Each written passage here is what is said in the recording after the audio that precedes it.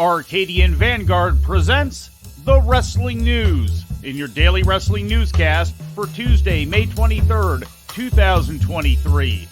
Good morning, I'm Mike Sempervive. We begin today with Monday Night Raw, broadcast live last night on the USA Network from the Giant Center in Hershey, Pennsylvania. In the main event, Matt Riddle teamed with undisputed WWE World Tag Team Champions Sami Zayn and Kevin Owens to defeat Imperium after Owens pinned Giovanni Vinci.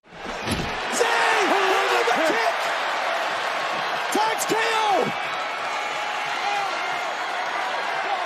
The prize fighter from the top!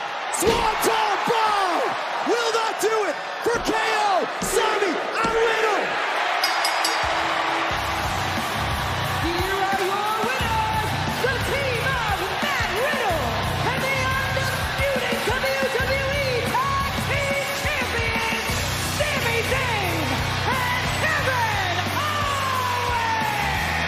It was of the utmost importance to keep momentum on their side for the undisputed tag team champions. And you have to wonder, what does this do to the psyche, to the confidence of the Intercontinental Champion? Because Gunther's got to defend his title this Saturday at Night of Champions as well. The main storyline on the show involved Cody Rhodes and Brock Lesnar. Lesnar attacked Rhodes on his way into the building, beating Rhodes around the backstage area and injuring Rhodes' shoulder by throwing him into a steel roll-up door. Later in the show, when Lesnar stormed the ring and declared his match at Night of Champions as an open challenge, Rhodes came out with his left arm in a sling. Lesnar attacked Rhodes again, locking on a Kimura submission. Cody's doing it! He's doing the down thing! But the Kimura is in! Lesnar's gonna break Cody's arm if it's not already broken! Get some help out here. Brock's gonna end his career. You wanna fight me? Come on, Cody. Fight me. Fight me. Fight me. Fight. Finn Balor defeated Shinsuke Nakamura following the coup de grace double foot stomp and interference from Balor's Judgment Day partner Damian Priest. Raquel Rodriguez defeated Sonya Deville. After the match, Deville's partner Chelsea Green attacked Rodriguez until Shotzi Blackheart made the save. Rodriguez and Shotzi will now team next week in a fatal four-way match to crown new WWE Women's Tag Team Champions in a bout which also includes Ronda Rousey and Shayna Baszler, Bayley and Io Sky, and Sonya Deville and Chelsea Green. Rodriguez's regular partner Liv Morgan injured her shoulder 2 weeks ago on SmackDown, and no timetable has been set for her return.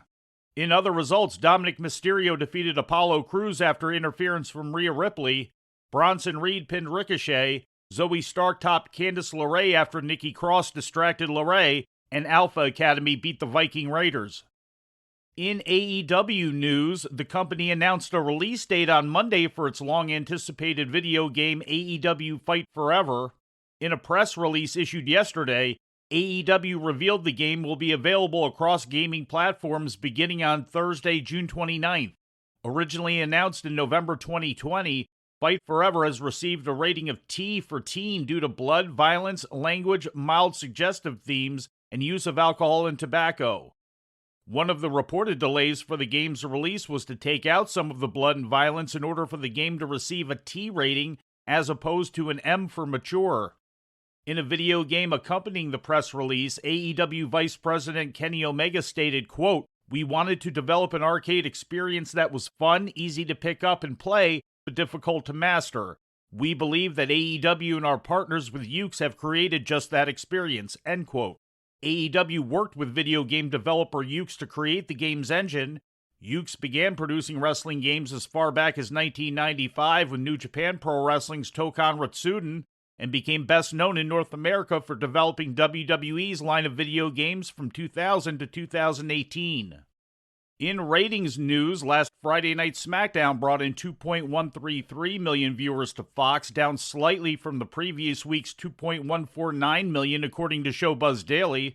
In the key 18 to 49-year-old demographic, the show drew a .53 rating, translating to 691,000 viewers, down nearly 6% from last week's 731,000, according to WrestleNomics. The episode came in third place for the evening in the key demographic on network TV, down from number 1 last week. Audience numbers for the show on Rogers Sportsnet 360 in Canada are delayed this week due to the Victoria Day holiday, according to Post Wrestling. Last Friday's episode of AEW Rampage, which once again aired outside its usual Friday night time slot due to the NHL playoffs, was up slightly this week, according to Showbuzz Daily.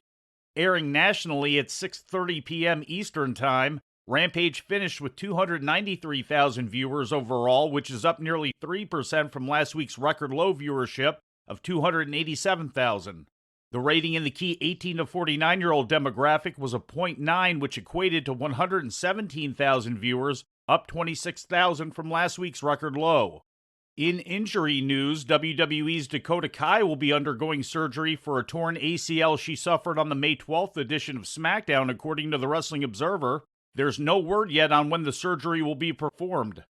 Kai was reportedly injured in the same match where Liv Morgan, one half of the WWE Women's Tag Team Champions, was said to have suffered the shoulder injury, which has also kept her off television. New Japan Pro Wrestling's Taiji Ishimori has been sidelined with what the company has described as a cervical injury. Ishimori seemed to injure himself performing a Poison Rana on Sunday during his Best of the Super Juniors match against Hiromu Takahashi. Ishimori continued the match for several more minutes, favoring his right shoulder, before finally advising the referee that he could not continue. We'll have more information on his condition as soon as it becomes available. Ishimori's remaining 3 matches in the tournament have been forfeited.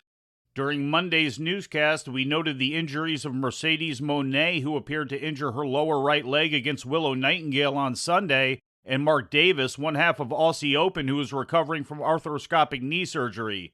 As a result, he and Kyle Fletcher were forced to vacate both the NJPW World and Strong Tag Team titles. Davis has not wrestled since May 3rd.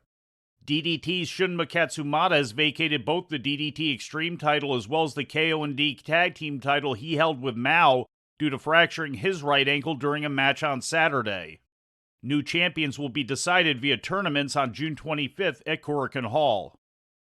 And we close with some sad news to report.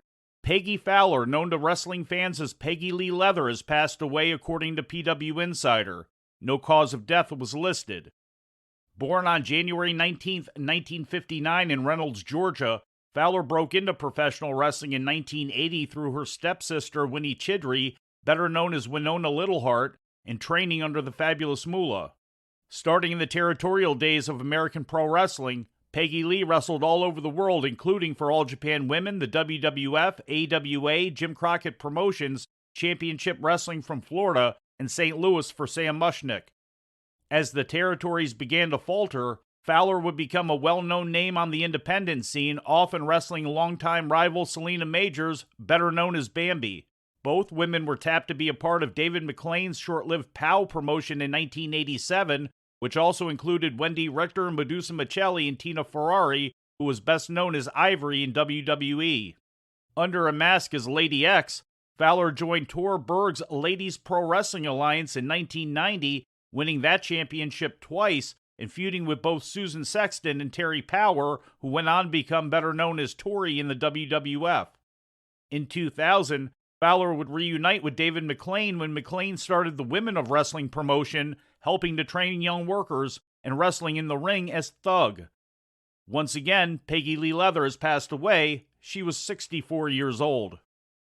And before we leave you today, we'd like to remind you that however you consume your content, you can find the wrestling news 24 hours a day and 7 days a week across social media. On Twitter, follow us at Wrestling News AV. Our Facebook page is also Wrestling News AV. The Wrestling News can also be found on the Arcadian Vanguard YouTube page. And for those who utilize Amazon Echo devices, just tell Alexa to play the Wrestling News podcast. And remember to make sure you add podcast at the end. Once again, for daily updates, breaking news, and more, follow the Wrestling News across social media. And that's the news for today. If anything happens, we will be here to tell you about it. No clickbait, no paywall, just the Wrestling News.